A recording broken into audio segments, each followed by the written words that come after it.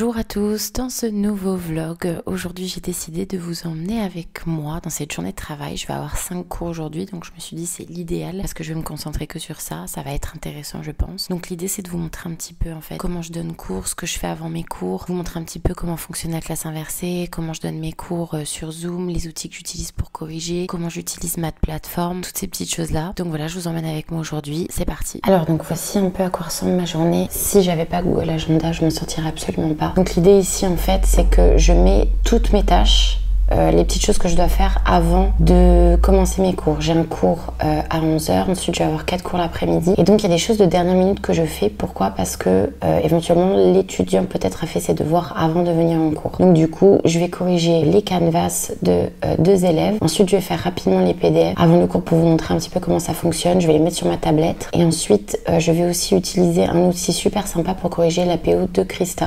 C'est parti pour la correction des canvas. Donc principalement ce sont des questionnaires d'écrit et à ce moment-là en fait je me rends compte de toutes ces petites erreurs de morphosyntaxe et vous allez voir tout de suite après ce que j'en fais.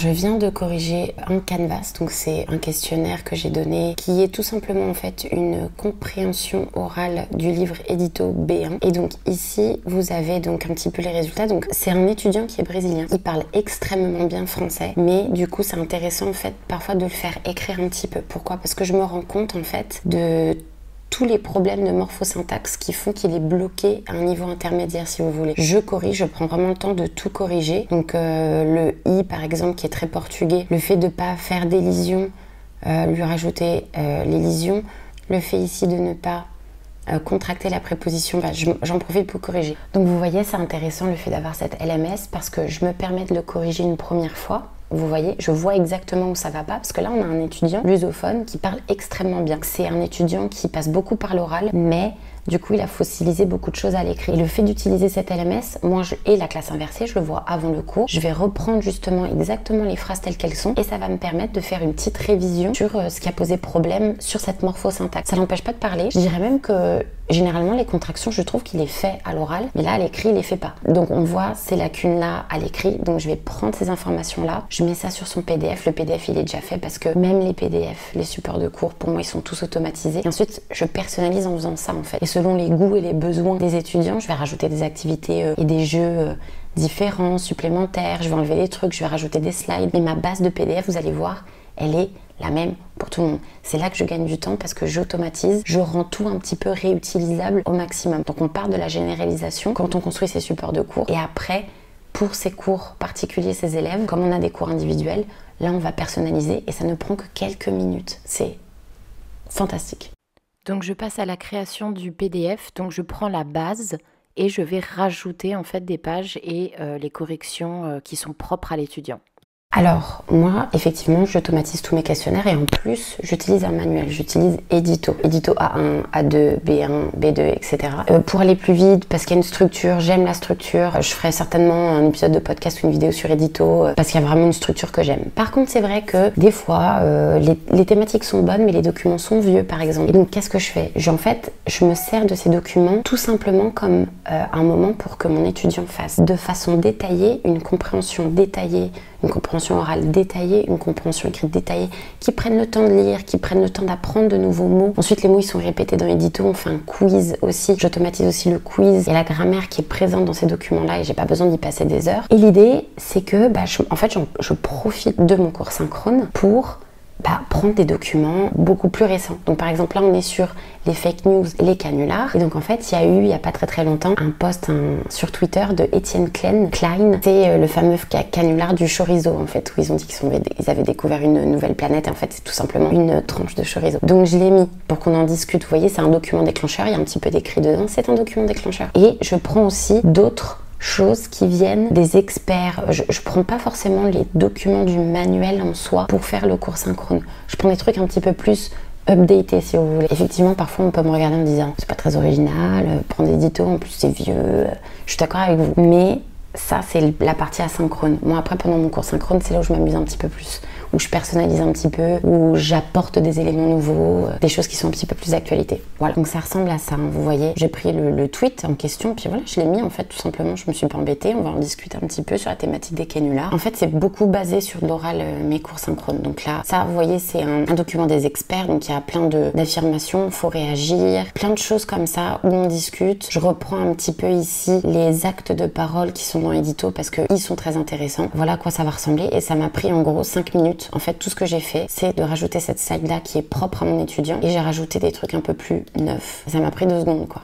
Donc mon cours est déjà prêt. Donc récapitulons un petit peu. Donc là, pour un cours synchrone d'1 heure, j'ai préparé, donc en fait, je lui ai donné un canvas où il y avait probablement 1h30 de cours dessus. Lui, mettre ce travail à faire sur son canvas, ça m'a pris littéralement 5 minutes parce que j'avais déjà, cette page était déjà créée, elle existait déjà. Donc ça m'a pris 5 minutes de le mettre, j'ai juste changé les dates, corrigé les canvas. C'est ça qui m'a pris un tout petit peu plus de temps, mais du coup, c'est du temps libéré pour faire quelque chose qui pour moi est important. C'est de voir exactement ce qui va pas avec mon étudiant. Vous m'avez vu faire, j'ai pris ce qui n'allait pas et je l'ai rajouté sur le PDF qui sera son PDF pour le cours. Voilà, ça m'a pris que quelques minutes. Son cours est prêt. Le travail que je viens d'effectuer pour lui, c'est un travail qui est très précis, à la mesure de ses besoins à lui en tant qu'apprenant. Je vous dirai jamais assez, encore une fois, d'utiliser une LMS et de faire en sorte que vous commenciez un petit peu à transformer vos cours de manière un peu plus evergreen. Evergreen, ça veut dire qu'ils sont réutilisables.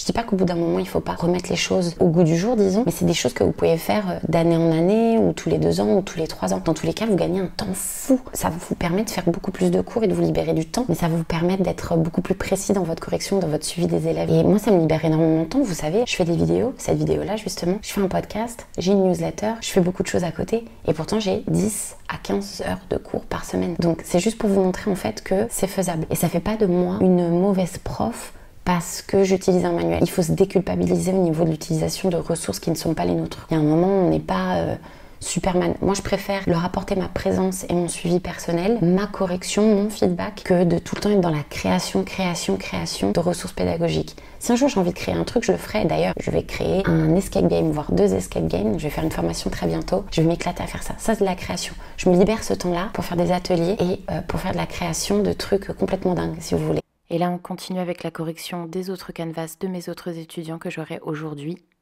Pour les PDF, comme je l'ai fait précédemment, donc je vais chercher des images, des choses un petit peu plus à jour.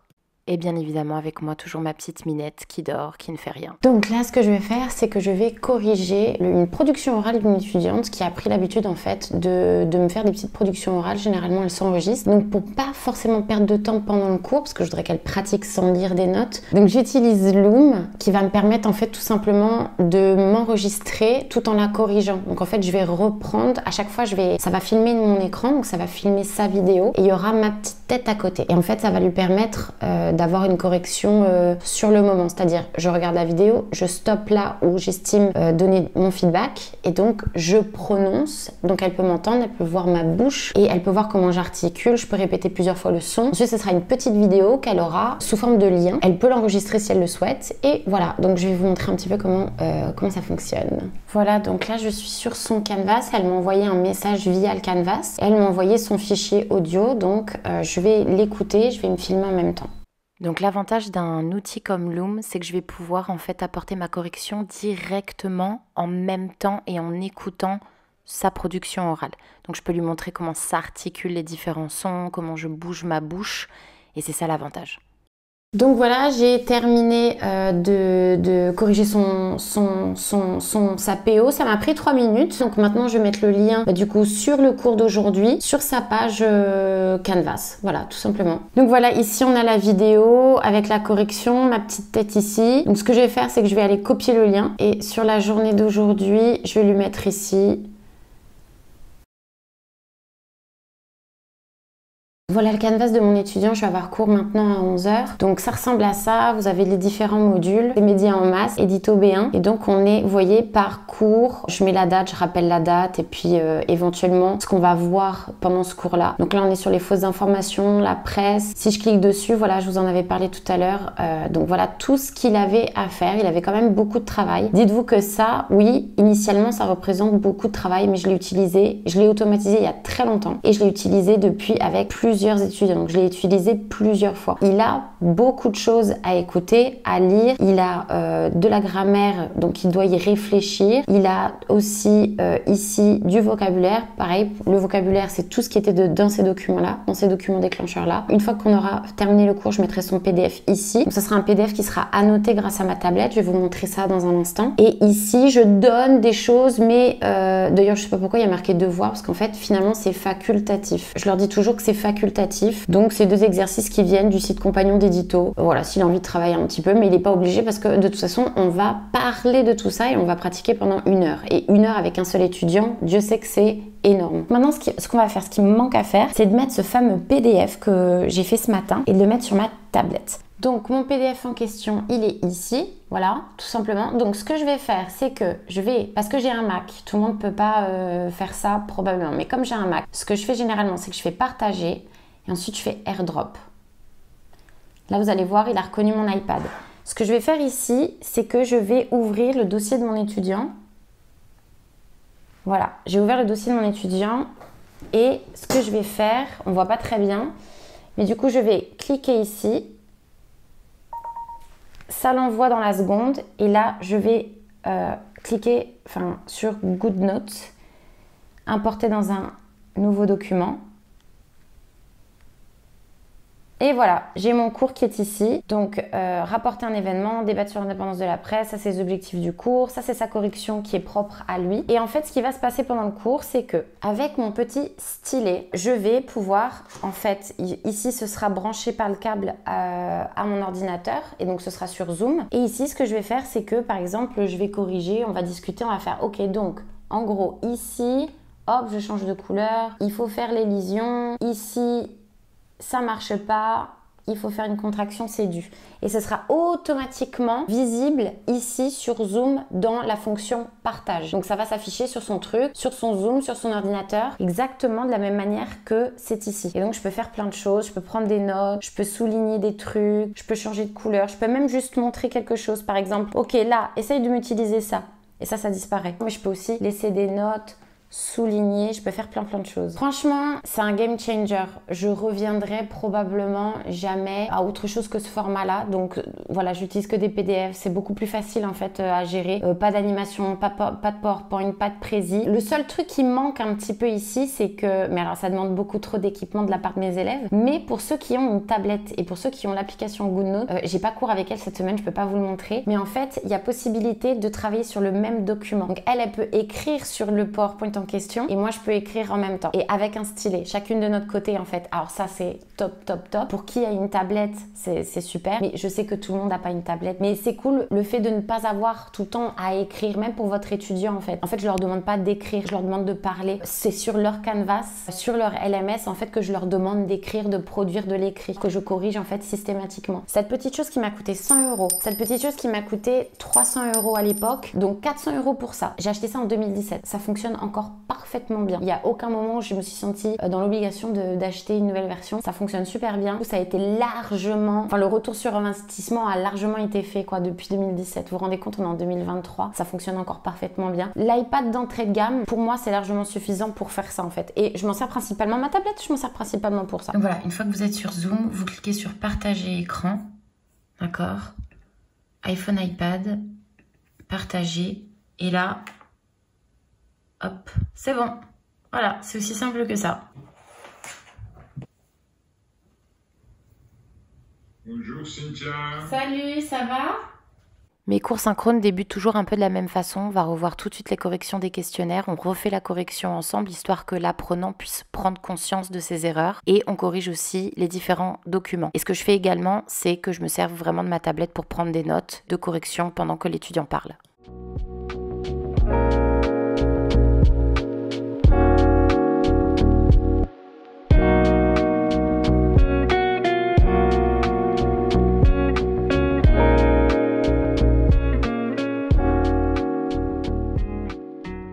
Je Je viens de ma pause déjeuner, j'ai fait un petit café et en fait, je devais avoir cours maintenant à 14h, mais mon élève se sent pas très bien. C'est très rare que ça arrive, à ce niveau-là je suis assez flexible parce que ça arrive rarement et voilà, il se sentait pas très bien, on va pas se forcer, ça arrive à tout le monde. Je vais profiter de cette heure-là pour vous montrer un petit peu ce que je vais faire de ces notes que j'ai prises sur mon iPad. Donc, je vais les envoyer à mon étudiant. Donc ça, c'est les notes qu'on a prises un petit peu pendant le cours. Je vais aller dans Partager sur GoodNotes et je vais faire tout exporter.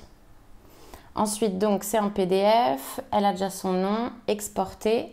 Et donc, ce que je vais faire, déjà, je vais m'enlever du Wi-Fi. Je vais me remettre le Wi-Fi parce qu'on a besoin du Wi-Fi pour faire AirDrop. Voilà. Et donc là, normalement, je vais dans AirDrop et il va me trouver mon MacBook. Donc, maintenant, on va aller sur la page, la fameuse page. Et voilà, normalement, j'ai reçu le document. Il est ici. Je vais dans Modifier. Et en fait, je laisse toujours une partie. Voilà, la partie notes et PPT du cours. Je vais mettre un document. Upload. Voilà, et c'est... Il y a toutes les annotations, donc c'est parti. Soumettre. Et il va apparaître ici. Voilà, et je vais cliquer ici, informer les utilisateurs que ce contenu a changé. Comme ça, il recevra une petite notification. J'enregistre. Et voilà, il a ses notes de cours. Encore une fois, ces notes, c'est vraiment ce qu'on a vu ensemble pendant le cours. Maintenant, ce que je pourrais vous dire avant mon cours du coup de 15h, c'est que c'est un cours de conversation. Donc ce cours de conversation, je n'utilise pas mon stylo, je n'utilise pas non plus ma tablette. Pourquoi? Parce qu'en fait, j'utilise même pas Canvas pour ça. Parce que ce sont des cours de conversation. Ils coûtent moins cher que les cours complets que j'appelle des cours de français général. Et donc, j'utilise tout simplement le système Google Doc. Pourquoi? Parce que je vais pas envoyer de PDF, je vais pas systématiser des questionnaires. Pourquoi je vais pas systématiser des questionnaires? Parce qu'on fait pas ce travail profond de travailler toutes les compétences. On travaille vraiment que l'oral. Donc du coup, généralement, ce que je fais, c'est que sur le Google Doc, et je vais vous montrer, j'utilise des experts. Je vais vous montrer ça tout de suite. Et donc, pour bien me repérer aussi, j'utilise Notion. Donc, je vous montre ça tout de suite. On va ouvrir Notion. Ok, et donc là, vous êtes sur ma page des cours en ligne. J'ai un lien pour la facturation avec des tableaux. Ici, c'est la liste des élèves. Quand j'ai des nouveaux élèves, voilà, je mets un peu le profil de l'étudiant, toutes ces choses-là. Ensuite, qu'est-ce qu'on va voir? On va avoir un tableau avec généralement, ça c'est les cours que j'ai aujourd'hui par exemple. Je mets généralement qu'est-ce qu'on doit faire aujourd'hui, quand est le cours, au niveau du progrès, où on en est. Donc ici, à chaque fois, vous voyez cette colonne avec les noms. En fait, on peut ouvrir, ça va ouvrir une page. Par exemple, là, j'ouvre Lindsay avec qui je vais avoir cours aujourd'hui. Donc ça, c'est tout ce qu'on a fait. Là, j'ouvre et tout simplement, c'est le lien du document que je lui ai demandé de voir aujourd'hui. Donc c'est un document des experts, hein. C'est vraiment une activité des experts. J'aime beaucoup ce qu'ils sont en train de faire en ce moment. Donc là, vous avez le podcast en question, le titre. Là, vous avez des questions. Donc moi, c'est ce que je donne. Je donne ça avant le cours. On reste dans la classe inversée, la personne voit avant. Il y a des questions ici pour réfléchir quand même à la compréhension globale du document. Et ensuite, on va discuter un petit peu du document, qu'est-ce qu'elle en a pensé. Et ensuite, il y a ces affirmations ici qui sont sur le côté. Il y a du lexique en haut, oui, effectivement. On va discuter à partir de ça. Ça me tient 1 heure facile. Ce que je fais aussi, c'est que on revient sur ce document. Voilà, je reviens en arrière. Et ici, vous voyez dans le document Lindsay, et on voit aussi dans le tableau d'ailleurs, c'est un visuel que j'ai aussi dans le tableau, j'ai son Google Doc. Donc, très rapidement, pouf, j'ouvre. Et donc, vous voyez, tout va être organisé ici par date de cours. Et donc, voilà, je lui ai dit en gros la consigne, le document, les questions. Et après, au fur et à mesure de la conversation, j'afficherai ces deux documents-là côte à côte. Donc, le document des experts et son Google Doc. Et ici, s'il y a besoin, je rajouterai du vocabulaire ici, toutes les prises de notes, je le rajouterai ici.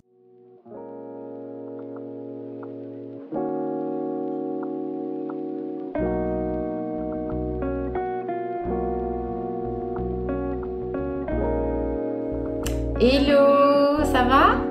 Je suis prête. Parfait.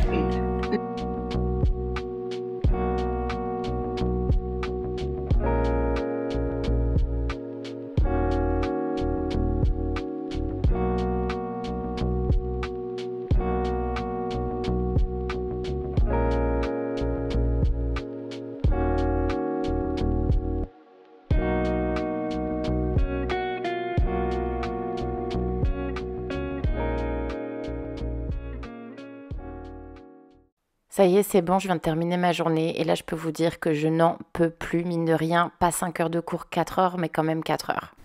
Voilà, laissez-moi vous montrer un petit peu le bordel que c'est en fin de cours. Vous allez me dire, ah, c'est pas le bordel, Cynthia, t'exagères. Non, pour moi, ça c'est le bordel, j'en peux plus. La Minette, elle vient de se réveiller. Coucou, toi. Coucou. Voilà, madame vient de se réveiller, elle a dormi toute l'après-midi comme d'habitude. Donc, il me reste des trucs à faire, bien évidemment. Je dois envoyer maintenant les 2 PDF des 2 derniers cours que j'ai eus sur le Canvas. Donc, on va faire ça tout de suite pour pas que j'oublie. Il y a eu quelques petites choses pas prévues qui se sont rajoutées pendant les cours. Donc, j'ai pris des notes dans mon petit cahier. Je vais terminer ma petite liste de choses à faire. Allez, encore une demi-heure de travail, après j'arrête. Ce que je fais généralement en fin d'après-midi après les cours, c'est de tout simplement loguer et en fait partager les PDF des cours avec les notes sur leur Canvas. Et là, j'enregistre ma prononciation d'un truc vu en cours pour mon élève. Alors dans un de mes cours, on a parlé un peu il y avait le sujet de la philo. Ça plaît pas mal à mon étudiante. Donc en fait, un petit truc que j'ai rajouté en plus, j'ai un vieux bouquin comme ça de préparation pour... on parlait vraiment de l'épreuve de terminale pour le baccalauréat. Et donc du coup, j'ai utilisé un super outil qui s'appelle Adobe Scan. Et en fait, cet outil fantastique, ça vous scanne très très rapidement et gratuitement des documents. C'est hyper rapide, c'est gratuit, c'est avec votre téléphone, ça prend 2 minutes quand vous avez un truc comme ça de pas prévu, que vous avez un livre à côté. Là, ça fait un document en plus et en fait, je lui ai rajouté un truc à faire. Elle va faire une dissertation de philo plus courte, bien évidemment, mais ça lui plaira parce que ça lui plaît, vous voyez, je personnalise quand même mes cours. Qu'est-ce qu'il nous reste à faire maintenant? Je vais juste rajouter ce document-là et puis alors le week-end pour faire cette petite dissertation, on pourra le faire quand elle voudra d'ailleurs, il n'y a pas de problème là-dessus. Et je termine ma journée en loguant, c'est-à-dire en me donnant du feedback, en vérifiant que tout fonctionne et je me laisse mon feedback généralement sur Notion. Voilà, ma journée de travail est officiellement terminée. J'espère que cette vidéo vous a plu. J'espère vous avoir apporté dans ces coulisses des idées, des outils ou de l'organisation. Dans tous les cas, je n'ai pas la sauce parfaite, mais si je peux en inspirer quelques-uns, à peut-être faire différemment, voilà à quoi ressemble, et puis même pour les curieux, voilà à quoi ressemble une journée de travail typique, disons. Donc, n'hésitez pas à vous abonner à la chaîne, à partager cette vidéo si vous l'avez trouvée utile, et je vous vois très bientôt dans une prochaine vidéo. Ciao!